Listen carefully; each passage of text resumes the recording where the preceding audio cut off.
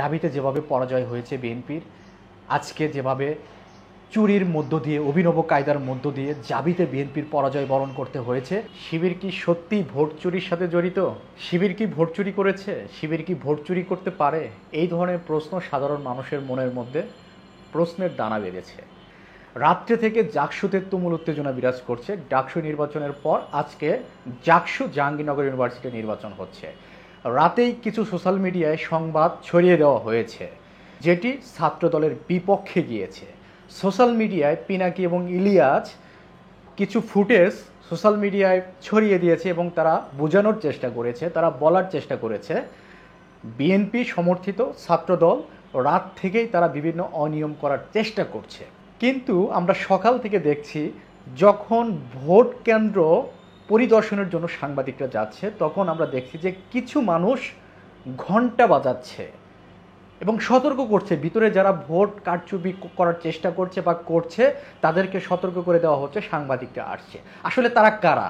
আমরা social media যেটা প্রত্যক্ষ হলাম, যেটা দেখতে পেলাম, এরা আসলে শিবিরের সাথে জড়িত এবং জাহাঙ্গীরনগর ইউনিভার্সিটির যেসব প্রশাসন রয়েছে শিবির সমর্থিত, তাদের মাধ্যমে এই কারুকাজগুলো করা হচ্ছে। আমি একটি ভিডিও আপনাদেরকে দেখাচ্ছি, আপনারা দেখেন।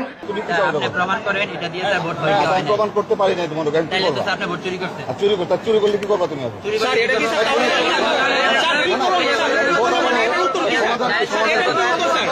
স্যার চুরি করলে স্যার আপনারা স্যার চুরি করে তাহলে আরেকজনকে জিতাই দিবেন স্যার, এটা আমরা বলে স্যার কিছু বলতে পারবো না।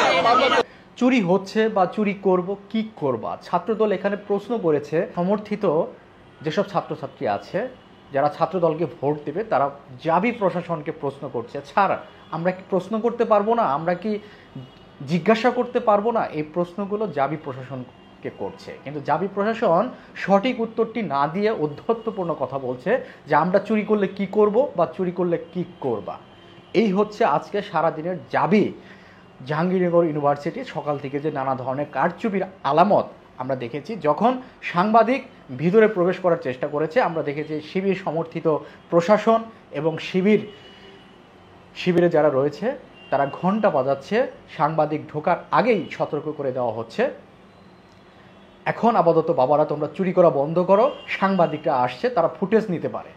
এইভাবে হচ্ছে অভিনব কায়দায় চুরি করা হচ্ছে সকাল থেকে। কিন্তু রাত্রে থেকে আমরা ছাত্রদলের বিপক্ষে প্রোপাগান্ডা ক্রমাগতভাবে বিভিন্ন জায়গা থেকে বট বাহিনী মাধ্যমে আমরা ছড়িয়ে দিতে দেখেছি। আপনারা দেখেছেন ডাকসু নির্বাচনে সকালবেলা প্রথম আলো, যুগান্তর, সমকাল, আওয়ামী সমর্থিত যেসব পত্রিকা মিডিয়া তারা সকাল থেকেই আবিদের বিপক্ষে একটি ন্যারেটিভ ছড়িয়ে দেওয়া হয়েছিল যে আবিদ নিয়ম ভঙ্গ করে, শৃঙ্খলা ভঙ্গ করে ভিতরে ঢুকেছে। এই যে একটা মিথ্যা প্রোপাগান্ডা সকাল থেকে সোশ্যাল মিডিয়ায় ছড়িয়ে দেওয়া হলো এবং ছাত্রছাত্রীদের মধ্যে একটা ভীতিকর অবস্থা তৈরি করা হলো যে ছাত্রদল এখানে অনিয়ম করার চেষ্টা করছে এবং আবিদের যে জনপ্রিয়তা সেই জনপ্রিয়তাকে তারা মাটিতে মিশিয়ে দেওয়ার এই যে গভীর চক্রান্ত ষড়যন্ত্র মিডিয়া ট্রায়ালের মাধ্যমে, এই জিনিসগুলো বিএনপিকে এখন থেকে সজাগ হতে হবে।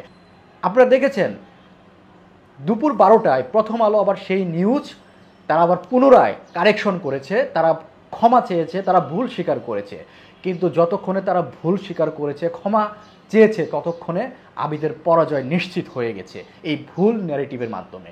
এভাবে শুধু জাবি, ডাবি, চাকসু এখানে সীমাবদ্ধ নয়, এটা জাতীয় নির্বাচনে এই প্রভাবটা পড়বে এবং এটা করবে আওয়ামী লীগ, ভারত, জামাত, তারা মিলেমিশে একাকার। এই বিষয়গুলো এখন থেকেই যদি বিএনপি সজাগ না হতে পারে, সচেতন না হতে পারে, এর খেসারত জাতীয় নির্বাচনের মধ্য দিয়ে বিএনপিকে দিতে হবে। বিএনপি কি এই বিষয়গুলো নিয়ে ভাবছে?